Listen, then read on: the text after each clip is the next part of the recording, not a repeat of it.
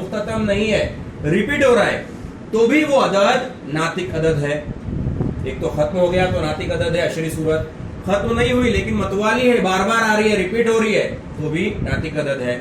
लेकिन अगर किसी कसर की अशरी सूरत यानी अशारिया वाली सूरत खत्म नहीं हो रही है, मतलब गैर मुख्ततम है और गैर मतवाली है, यानी रिपीट भी नहीं हो रही, कुछ तो भी नया नया आ रहा, जैसे 4.8, 3, 2, 5, 7, 8, ऐसा कुछ भी नया आ रहा है, रिपीट नहीं हो रहा है, तो वो अदद है गैर नातिक।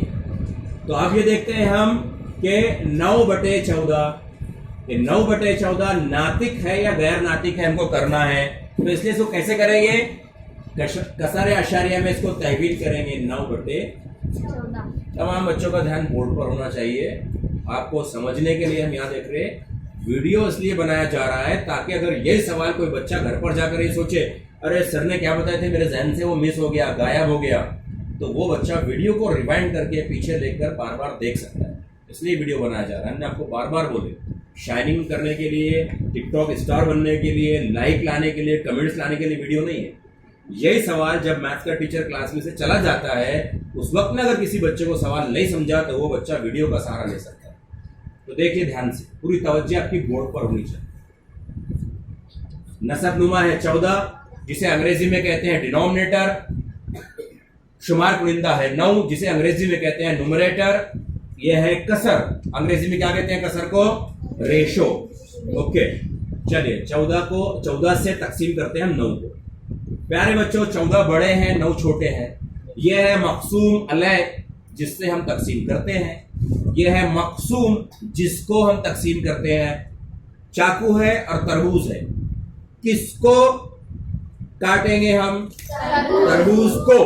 किससे, चाकू से।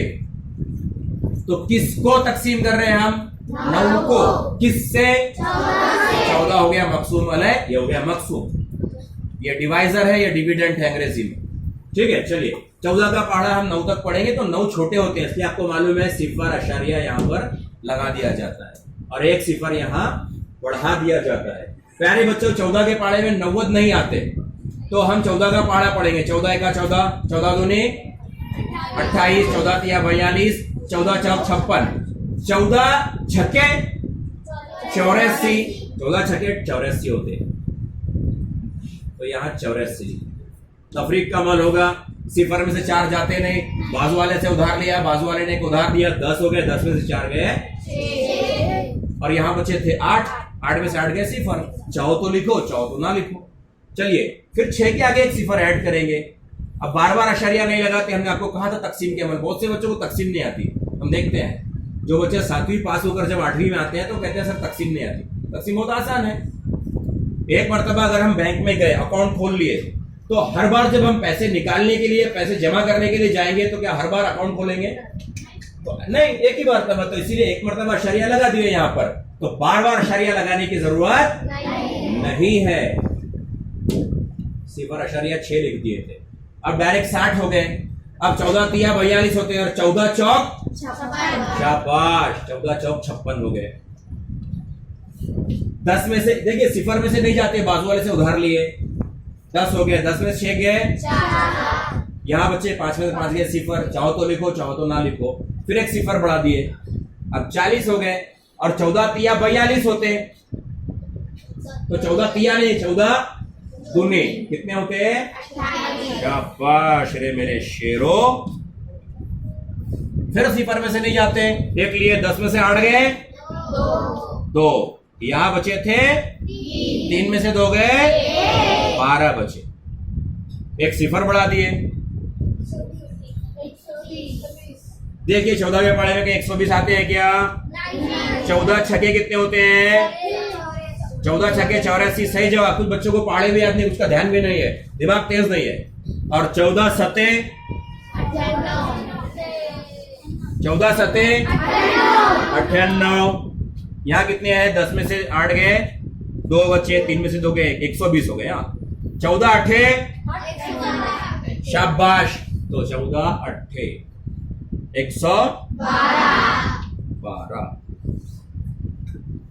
देखिए यहाँ सिफर में से 2 जाएंगे नहीं जाएंगे सर, फिर क्या करेंगे? बाजू वाले से उधार लेंगे, 10 में से 2 गए 8, यहाँ बचे थे एक में से एक गया सिफर, मतलब खाली कितने बचे 8। हम वो 8 को यहाँ लिख देते हैं, 8 बचे थे। अब क्या किए, यहाँ लगाए सिफर। अब 84 हो गए। चलिए 14 का पहाड़ा पढ़ते हैं आगे। तो 14 तिया 42 और 14 चौक 56, 14 पंजे 70, तो पंजे के 5 यहां लिखेंगे, 70 यहां लिखेंगे। ये आपको नीचे लिखना है। हम बड़ा बड़ा इसलिए लिखे ताकि लास्ट के बेंच पर बैठे हुए बच्चे को भी ये दिखाई दे, इसलिए हमने बड़ा बड़ा लिखे। बड़ा लिखने में बोर्ड पूरा भर गया है ना, लिखने को जगह नहीं, तो हम बाजू में लिख रहे हैं, लेकिन आप उसी के नीचे लिखेंगे। ओके, तो प्यारे बच्चों 14 पंजे 70 हो गए, सिफर में सिफर गया सिफर, 8 में 7 गए 10 हो गए, लगा दो एक सिफर और कर दो 100। फिर 14 सत्ते कितने होते बोलो, है ना, 14 सत्ते का 7 यहां, 98 यहां, 10 में से 8 गए।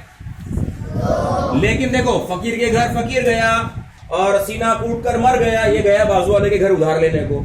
अरे भाई हमारे पास भी कुछ नहीं है, ये गया बाजू वाले के घर पे, तो इसने इसको 1 दिया, यहाँ हो गए 10, इसने इसको 1 दिया, यहाँ हो गए 9, तो 10 में से 8 गए 2 और 9 में से 9 गए, और इसके पास तो कुछ बचा ही नहीं था, तो ओनली कितने बचे, 1 बढ़ा 2 सिफर, कितने हो गए 20। 14 एका 14, कितने बचे 6। देखो हम साफ लिखते हैं, थोड़ा कैसा है बच्चों को दिखाई देना चाहिए किसके नीचे क्या लिखा जा रहा है ना। कितने बचे 10 में 4 6, कितने हो गए 60। फिर 60 हो जाएंगे, फिर हम 14 चौक 56 करेंगे, फिर 60 में 56 जाएंगे, 4 बचेंगे, फिर 40 हो जाएंगे। मतलब रिपीट कहां से हो जाएगा, यहां से रिपीट होगा। तो अभी देखो 6 बच गए तो 60 हो गए, फिर 14 चौक समझ में आ गया यहां से, फिर 14 दूनी 28, तो ये जो है रिपीट हो जाएगा। कितना 4 2 8 5 7 है, कितना रिपीट होगा। ये सवाल यहां खत्म हुआ। हम यहां एक चीज लिख रहे हैं, आपको नीचे लिखना रहेगा। देखो क्या लिखना रहेगा कि 9/14 की कीमत, यानी अशरी सूरत, अशरिया वाली, ये कसरी सूरत है, कसर में लिखा हुआ है, अशरी सूरत रहेगी 0.6 4 2 8 5 7 1, और 4 के बाद एक लाइन खींचेंगे, मतलब ये रिपीट हो रहा है। समझ में आया? ये है एक नातिक अदद। बंद कर दीजिए उसको।